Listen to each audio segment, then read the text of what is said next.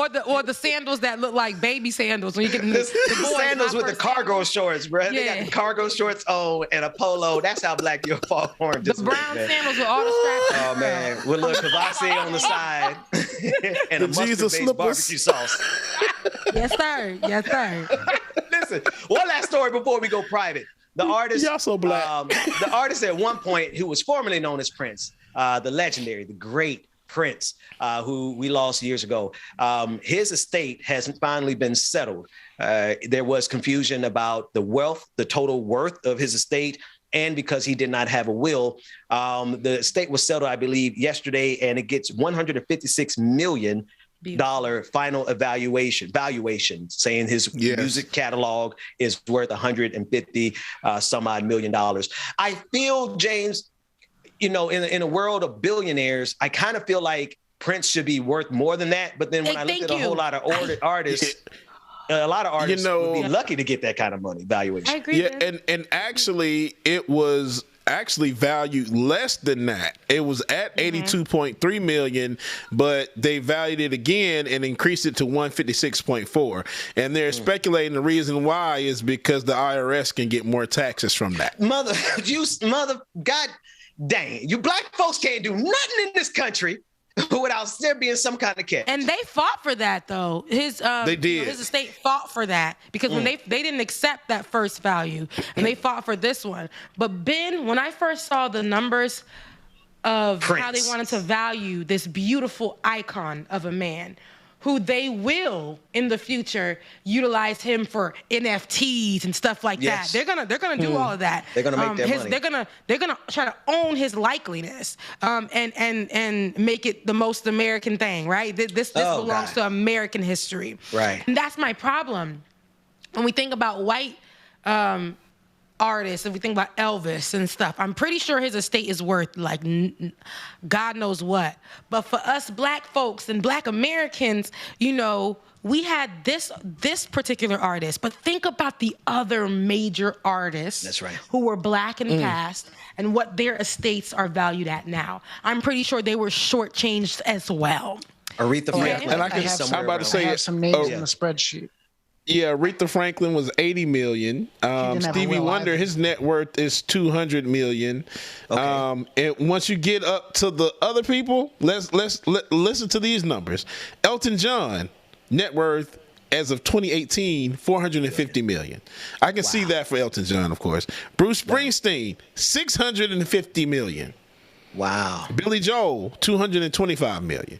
And we're talking about people that have, if not the equal amount of power as Prince did, that making more money, of course. What about Whitney Houston? What about Whitney Houston? Let's see. I don't understand how Aretha Franklin's $80 million. I don't understand why she didn't will either, but but $80 million for a legend like Aretha Franklin. I mean, not taking away the legendariness from, that's a word. They don't want Prince, but when I saw that, I'm shocked. And don't get me wrong, folks. Like, I would love to be worth $80 million, but I'm not also don't sing legends. Don't tell me. Like Aretha Franklin, like Aretha stuff's still on the radio. They just came out with a movie about Aretha. So I think Aretha is probably a lot lower because if you look at those other names that you were talking about, like Elton John and Bruce Springsteen, Billy Joel, they own a lot of their own masters. They own a lot of their stuff. Aretha didn't own a lot of her stuff when she passed away. There it is. So. And there it is. And I'm gonna tell y'all, Whitney Houston, I think is special. Is she had some issues? Go ahead, James. You were saying about Whitney. Whitney Houston's net worth at the time of her death, negative 20 million. Negative. So I'm going to read this right here. It says, the debt was despite the fact that in her lifetime, Houston sold more than 100 million albums, right? After she passed, sales of her albums and songs spiked exponentially. And today, and this was back in August, Whitney Houston's estate is worth more than 14 million. And this is according to Billboard. Here's the thing. Ain't that some shit? But what you just said, though, and I bet you she probably doesn't own her masters as well, if I'm not mistaken. So in those moments, these are the reasons why a lot of their values, or what America says they value them at, is so low, because they've already taken from them. But Prince did. Their talents, they've used their voices, they've used them for everything. The whole world loves them down. White, black, and black people alike. Everybody loves these particular artists and black artists and things like that. But when they die, they're saying that you, even in your death, you in America, after selling your soul, your blood, sweat, and tears for the country, your value is always going to be. It's like, you're black. Let's make sure that we value you right there. So Ashanti did a Breakfast Club interview, like I think I want to say within the last few months, and she was asked about when she finally got her masters. Yeah. And I think there was like, I could be retelling this incorrectly, but I believe that she like had issues with getting hers, and so she ended up re-recording her first album, or her first big hit album because of that, so that she could have masters over it. That's right. But she did say that in general, there's, after a certain number of years, I don't remember if it's like 20 years or something like that, that's when artists legally have the opportunity to it's 25 years after their death. Of their masters. No, just you're talking about the ownership of their masters. Irv Gotti, who was her producer, or the owner of the label that she was under, he Murder even Inc. took Murder Inc. It's murder, but he took to social media saying that you guys need to understand this. She worked under my label. Y'all taking money from me. When you guys are saying that, she should require back her masters, and she's fighting for it. Well, think about me and the fight that, I'm having to do, because I'm the one that discovered her. I'm the one that did studio. Like, he was my God. The motherfuckers say they made Ho. Okay.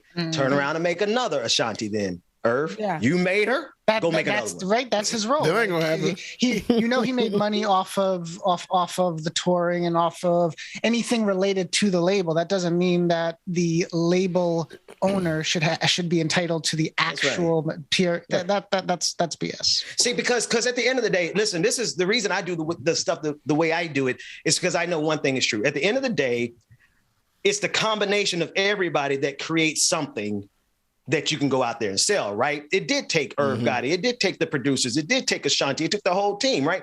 But who's the only person in that equation who's sitting back saying, it's mine? Irv Gotti. Sorry, bro. You can't create. You're not going to have another hit. You're not, because you have now told all the talent in the world that at the end of the day, no matter how much we collaborated, it's yours. Nah.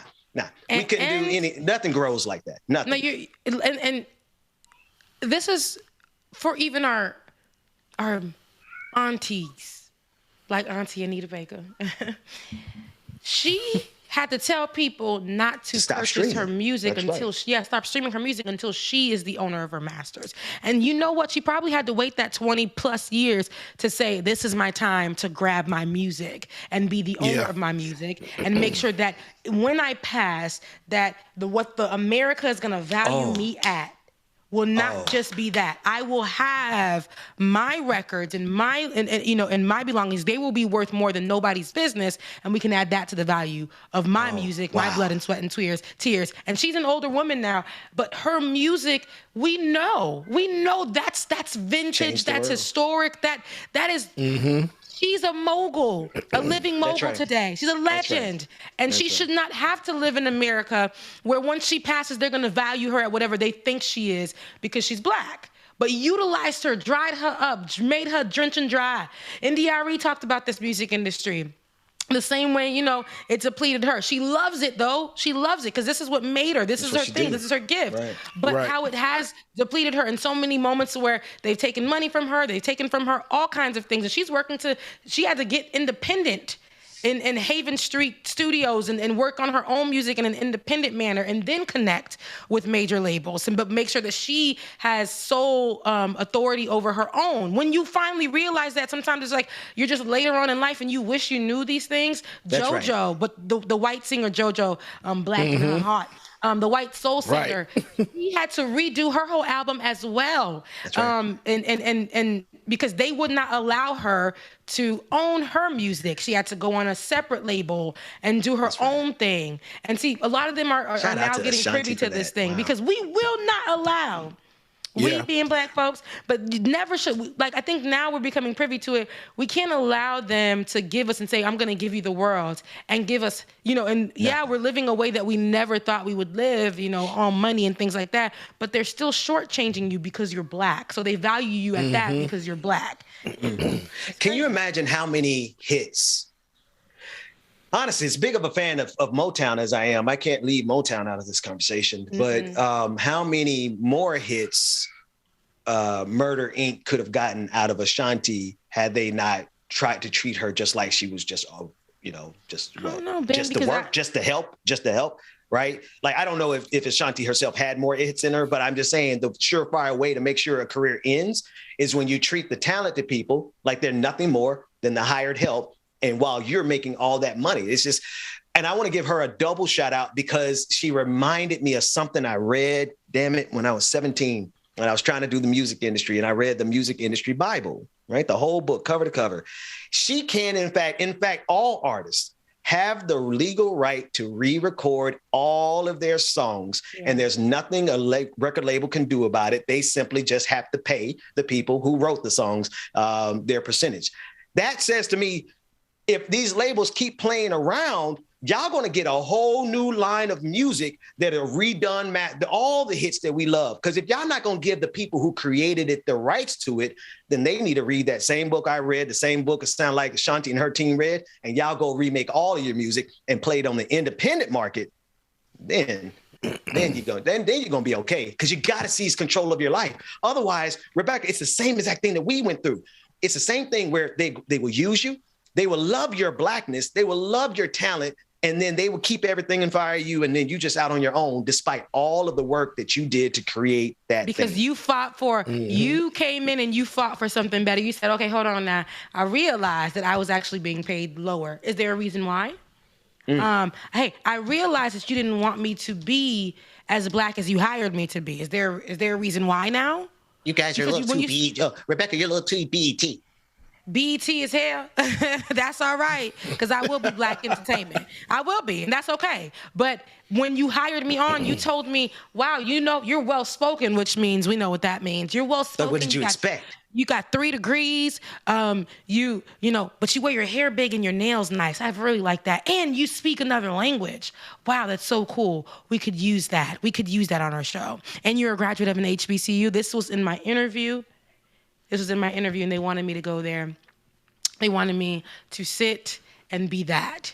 And I'm like, I'm naturally that, though. I don't have to act. That's now right. You're telling me how much I can be of this and how much I can be of that. And that's what was driving me crazy. I don't want to be limited because I'm all of those things. That's right. But I don't want you guys to own my likeliness either.